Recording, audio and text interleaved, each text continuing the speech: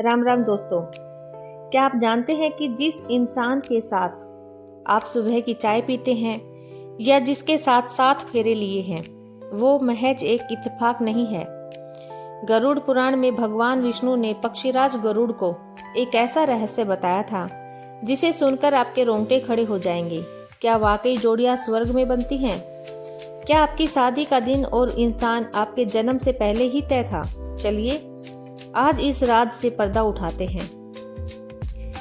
दोस्तों, गरुड़ पुराण के अनुसार जब कोई जीव माता के गर्भ में आता है तभी विधाता उसके भाग्य के 5 मुख्य पन्ने लिख देते हैं। इनमें आयु, कर्म, धन और विद्या के साथ वो 5वीं सबसे बड़ी चीज है, वो है विवाह। यानी आप दुनिया के किसी भी कोने में चले जाएं, जिससे आपका नाता लिखा है। समय आने पर कुदरत ऐसी परिस्थितियां बनाएंगी कि आप दोनों का मिलना तय हो जाएगा। विस्तार से समझते हैं आइए विधाता की वो कहानी। अब आप सोचेंगे कि क्या वाकई ऐसा होता है, तो इस पुरानी कथा को ध्यान से सुनिए।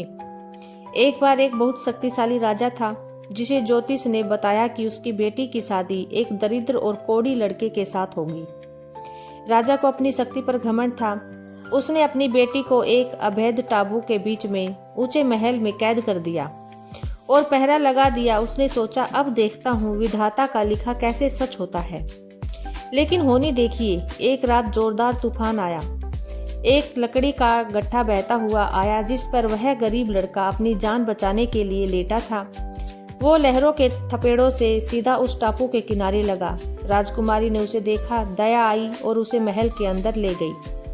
अंत में वही हुआ जो लिखा था, उन दोनों का विवाह हो गया। हम इंसान सिर्फ कोशिश करते हैं, लेकिन डोर उस परमेश्वर के हाथ में है जिसे आप कोइंसिडेंस कहते हैं। वो असल में विधाता की प्लानिंग होती है। अब सबसे बड़ा सवाल, वही इंसान क्यों, कोई और क्यों नहीं?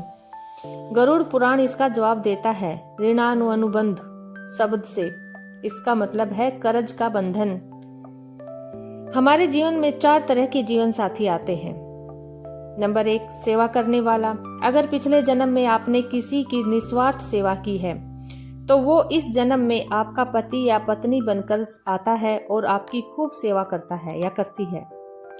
नंबर 2 आता है कर्ज चुकाने वाला। अगर आपने पिछले जन्म में किसी का हक मारा है तो वो इस जन्म में आपका साथी बनकर आएगा और आपकी सारी सुख सुविधाएं और धन का उपभोग करेगा। नंबर 3 आता है दुख देने वाला।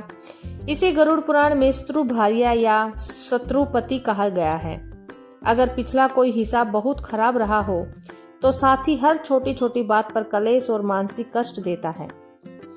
बराबर का हिसाब, जहां प्रेम और तकरार दोनों बराबर हो, यानी हिसाब लगभग चुकता हो रहा हो।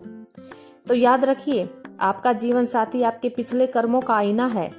अगर रिश्ता अच्छा है तो समझिए आपने पुण्य किए थे, और अगर संघर्ष है तो समझिए आप अपना पुराना कर्ज उतार रहे हैं। तो भाइयों और बहनों, शादी सिर्फ 2 शरीरों का मिलना नहीं, बल्कि 2 आत्माओं का अपने पुराने हिसाब किताब का पूरा करना है। इसलिए सनातन धर्म में कहा गया है कि अपने जीवन साथी का सम्मान करें, क्योंकि वो ईश्वर द्वारा भेजा गया आपके कर्मों का फल है। अगर आज की ये जानकारी आपको अच्छी लगी हो तो वीडियो को लाइक करें और उन लोगों के साथ शेयर करें जो अपनी शादीशुदा जिंदगी को लेकर परेशान हैं या उलझन में हैं। क्या आप जानना चाहते हैं कि गरुड़ पुराण के अनुसार अगले जन्म में वही पति पत्नी दोबारा कैसे मिल सकते हैं? अगर हाँ तो कमेंट में लिखे पार्ट 2। चैनल को सब्सक्राइब करना न भूलें। जय श्री कृष्णा। राधे राधे।